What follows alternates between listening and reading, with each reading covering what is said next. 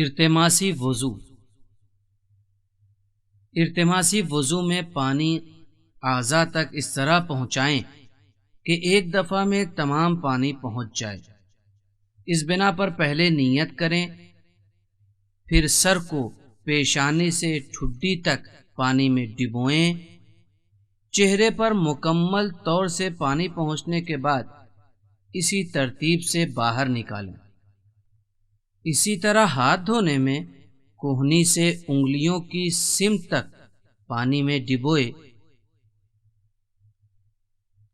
اور تمام کے پانی میں پہنچ جانے کے بعد اسی ترتیب سے کوہنی کی طرف سے اسے نکالیں۔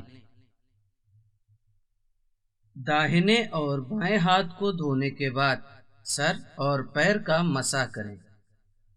جن مقامات پر ارتماسی وضو کا فائدہ حاصل ہوتا ہے ان میں سے ایک مقام وہ ہے کہ دھونے کے اعضاء میں سے کسی ایک پر ایسا زخم ہو جس سے خون نکلنا بند نہیں ہوتا ہو۔ ایسی حالت میں جب اس عضو کو دھونے کی باری آئے تو اسے کر پانی میں ارتماسی طور پر دھوئیں گے اور دوبارہ خون نکلنے سے پہلے اس کا منہ بند کر دیں گے اور وضو کو مکمل کریں گے۔